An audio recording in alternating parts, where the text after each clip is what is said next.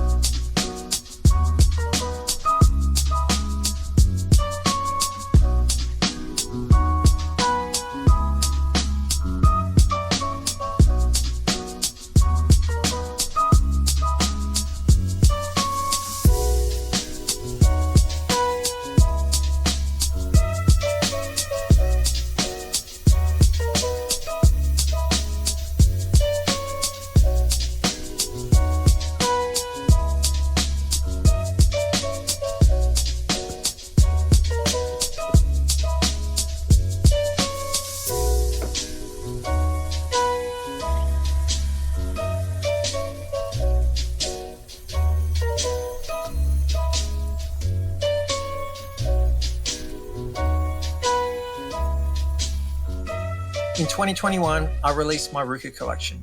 The idea behind this was to create a body of work that showed a much higher caliber of skill than what I'd been producing up to this point.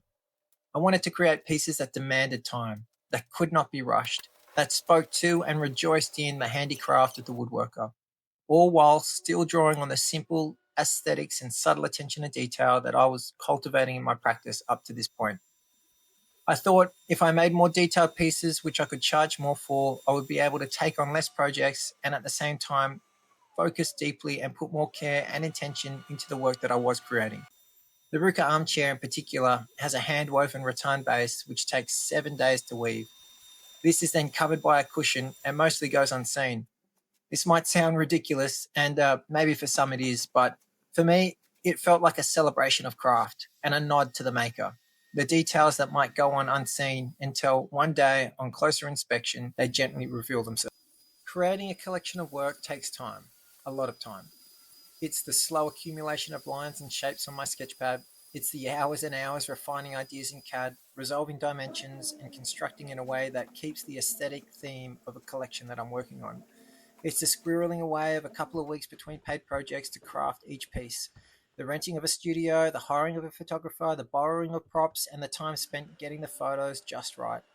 Then it's writing all the copy and uploading the images to my website. All this equates to months of unpaid work, losses in cost of materials, and the cost of a photographer who is a professional craftsman in his own right. It really is no good just to upload the images to the website and wait. I have to spend a lot of time communicating them also. In its most basic form, that's Instagram and Facebook posts. But I also spend a lot of time writing media releases, creating hooks, putting image packages together to send out to media in the hope of getting my work in print and in blogs to get a greater reach. After releasing this collection in 2021, I felt like it landed a bit flat. I got a few small product mentions in print and a few blog write ups, but the initial interest was slow. I thought, what have I done? This was a whole new price point for me, a much higher standard of work, and a whole lot of time and money I'd invested into pursuing it. Every business decision I make is generally led by two factors. One, it has to be a smart business move, i.e., creating higher end products to increase profits, etc. But the other side, which is essential, is that I need to be inspired by and truly driven to want to create the new pieces I'm working on. This new collection for me was another deep dive into my craft, an opportunity to immerse myself in woodwork as a student, to build on the skills that I'd learned so far, to push my own boundaries, and to create a body of work that I was truly frothing on. So when sales were slow to start, I thought, at least I succeeded in half my quest. But it didn't take long for interest to build, and in only a couple of years, this became the new caliber of work that I was producing. The higher price point, the greater attention to detail, and with it, a growing confidence in my own work and my voice as a designer. Okay, here we are. This is my favorite part of the job. All the components are completed and we're basically ready for the final glue up. Sometimes you've got a few glue ups in between. You know, we have to get the seats together and the armrests to the corners. But now this is the final glue up. Tomorrow we will sand it all and oil it. So yeah, this is really the glory moment. All the hard work's been done. So to start the job, what did we do? We, selected the timber, rough ripped the seats, the rails. I don't do the back slats until close to, until everything else is finished, and I come back for the back slats. But basically we start this job with the seat and the corners. They're the first two things I glue up. The corners, they come from 150 by 150 offcuts. So any offcuts in 2" that are 150 by 150, I've got a whole stack of them, and I just leave them in the corner until I need them. Pretty simple. I just rip them in half on the bandsaw, machine them up. So I've got two 20mm discs, cut them to 150 by 150 and glue them up. But we cross laminate them just so that there's strength. Going from straight grain to end grain, there's just no strength in end grain. So especially on a 40mm lean, if I've got this bottom part going straight grain and the top part going end grain, just adds the strength. And it's kind of a nice aesthetic design feature as well. So glue them up. That's the first process. Once they're glued up, get the seat together. Seat's pretty simple. 2 rails, 2 styles. Glue them up. For these, I've done it a whole bunch of different ways, from big tenons to little tenons, but really There's what, 650 by 10 mil dominoes in there, and I just set the domino to, well, I evenly mark three marks along the rails and transfer to the stiles, and basically do one at 25 mil and one at 40 mil plus an 8 mil packer. I do that trick a lot with the domino. Just get it up to 40 mil and chuck a packer in there. Just means that when I'm machining, if anything's, if something's come up and I've missed a hole in my domino, in my mortising, it's really easy to replicate that, and instead of just manually setting a height. I do a lot of twin tenoning, as in like two plunges with the domino, one at, especially with the 40 mil stock. So yeah, it's just a hot tip. Once the seat's together and the corners are together, basically cut the corners to size. So 140 by 140, go ahead and machine all the posts and the seats, and the rails. They're all 40 by 40, so pretty simple. With any job, I'll always try and get as much of the material out of one stick if I can. So I really don't want to pull out all the materials from a bunch of offcuts or a bunch of different sticks, because for tonal, walnut's pretty good. It's tonally mostly the same between different sticks of timber, but if you're pulling all the for the seat, you want to get that from one stick of timber, just so that it tonally matches up, and it's far better for the aesthetic. Same with all the rails and the legs. So once you've machined up these 40 by 40, then we cut them to size, and I take them back over to the saw for the tenons. Like I said earlier, all my tenons I generally do on the saw with a dado or the grooving blade. In this case, I did it with a grooving blade so that I could jump straight on after and do my mortises for these corners. That's really the only reason why I'd use the grooving blade for doing tenons. Otherwise, I use the dado. So cut all these up. Again, I use my domino for the Domino 700 for a lot of my mortises, just because it's so bloody easy and so efficient.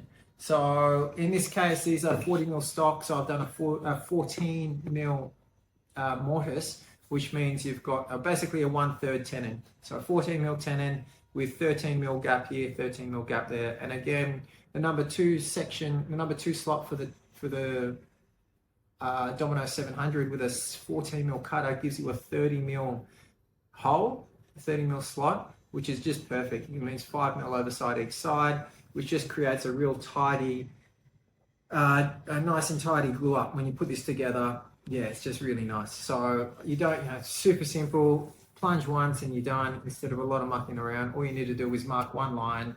Anyway, so cut all these on the saw and then take them over to the router table, and I do my 7 mil round. So I've just got a 7 mil round over bit. Got it on Amazon, got a couple of them.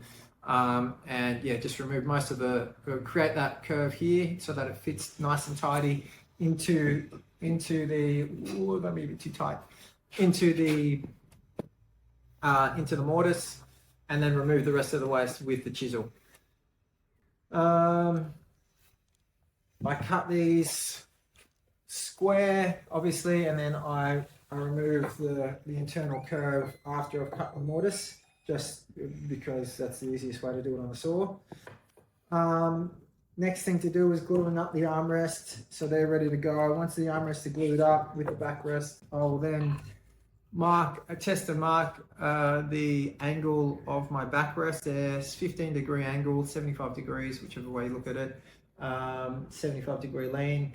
So it's 15-degree lean, I don't know, what do you call that? Comment below.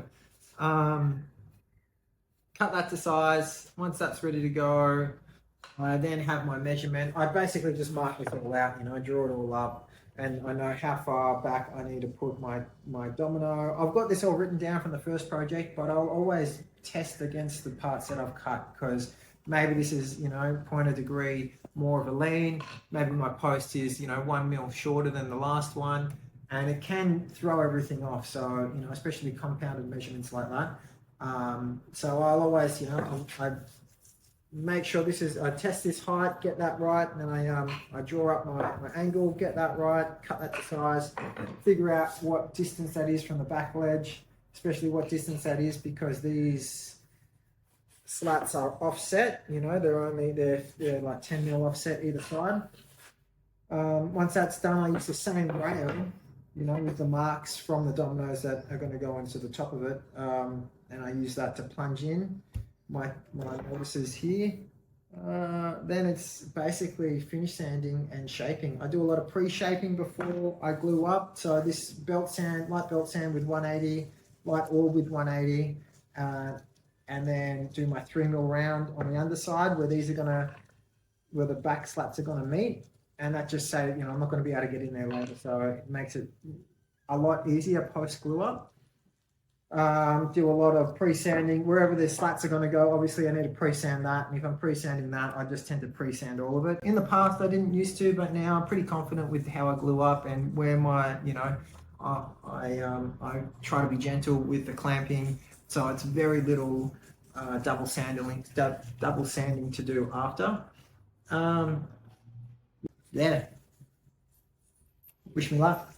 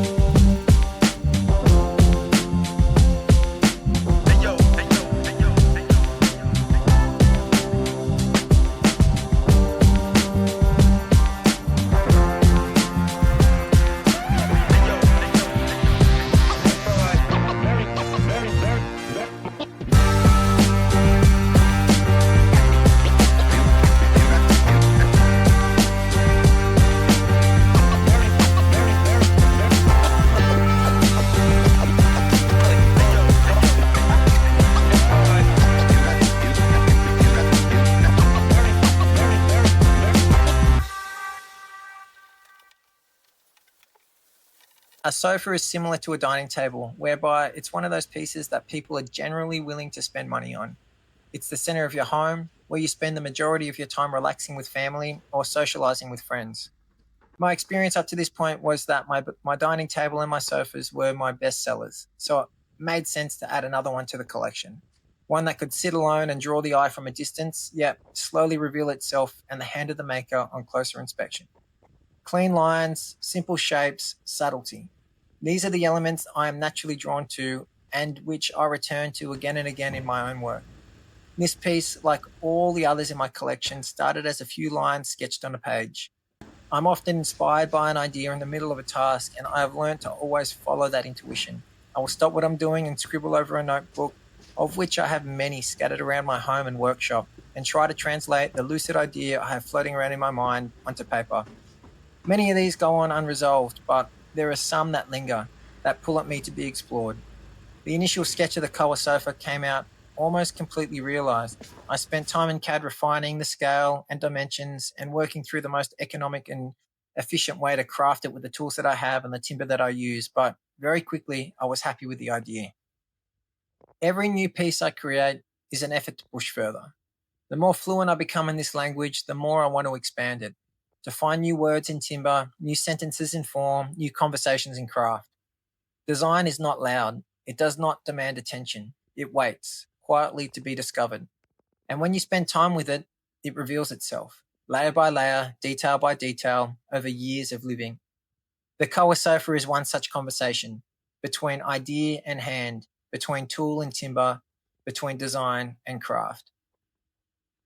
This is the language of design.